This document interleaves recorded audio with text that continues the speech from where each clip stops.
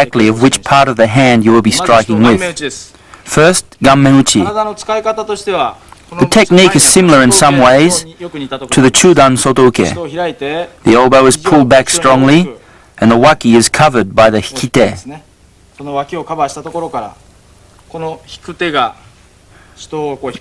The hikite pulls the arm around.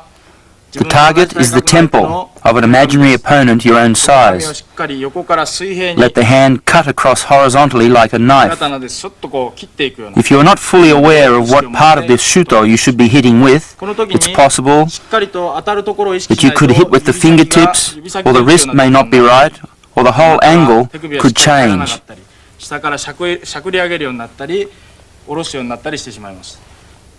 As far as possible, be sure the strike travels horizontally at eye height, and the hite retracts and pulls across strongly.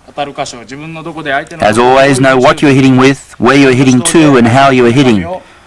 Striking the opponent's temple with the shito in a horizontal circular motion, cut through the target, and finish in line with the opposite side of the head, so the inside of the hand is in line with the eye.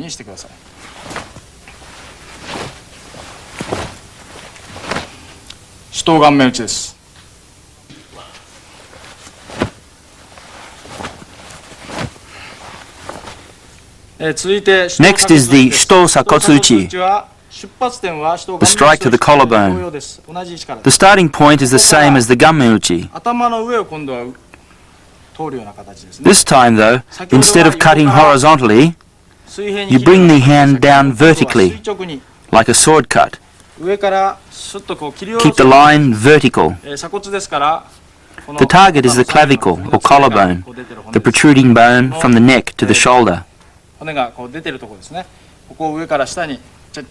Strike straight down from on top. As always, the elbow movement is very important. Keep the elbow movement large. If the elbow motion is cramped, it is difficult to bring the entire body into play. So take the elbow in a large motion from the back, over the head, and straight to the front. Keep the shoulder relaxed and the waki closed.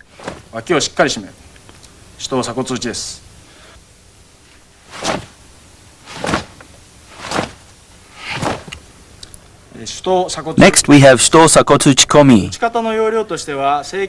The technique of striking here is so similar to the middle or upper punch, it in fact could be regarded as the same, with the seiken changed to Shuto. The target is again the collarbone. As the opponent moves in or attacks, you simultaneously strike the collarbone. There are many possible applications. From the retracted position, the fingertips shoot towards the opponent. Just before impact, the Shuto snaps out, in the same way that you might use a knife to slice.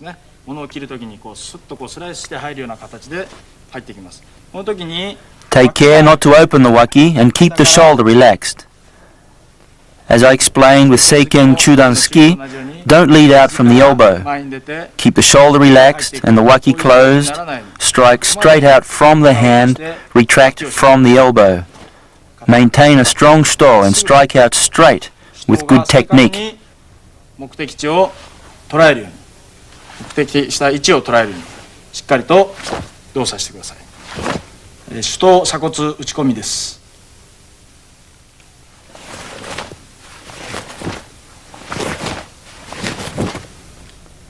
Let's now look at Shuto Uchi-uchi, inside strike.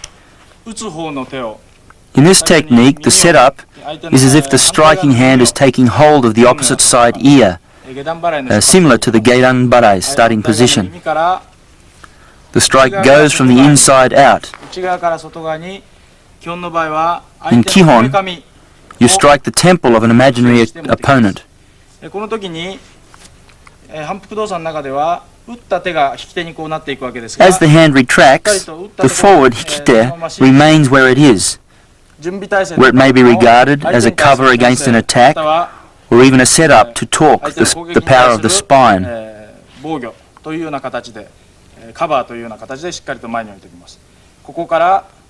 From this position, The strike shoots out simultaneously with the retraction of the hikite. Again, be careful not to elevate the shoulder and open the waki.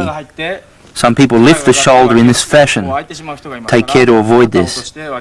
Relax the shoulder and close the waki.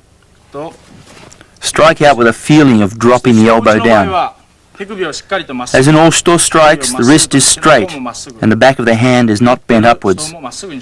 Keep the wrist and hand strong and concentrate the energy in the Shuto. There are various ways to use the technique.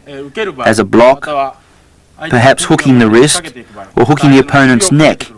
But for the sake of Kihon, regarded as a Shuto uchi-uchi, inside strike, straight to the neck of the opponent. Keep the wrist strong.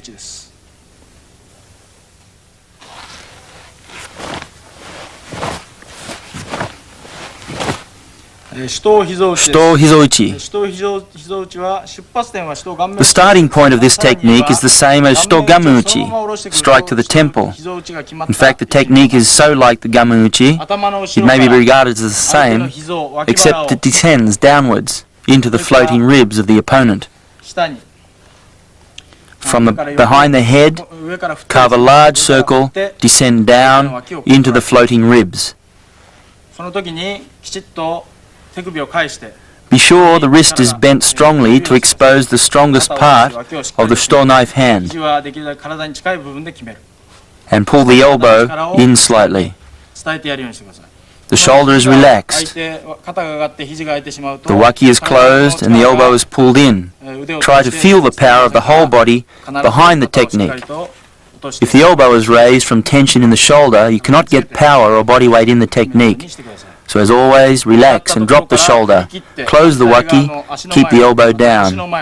Aim at the floating ribs, but cut through the target to the opposite hip or leg. As the Shuto strikes, retract the hikite strongly.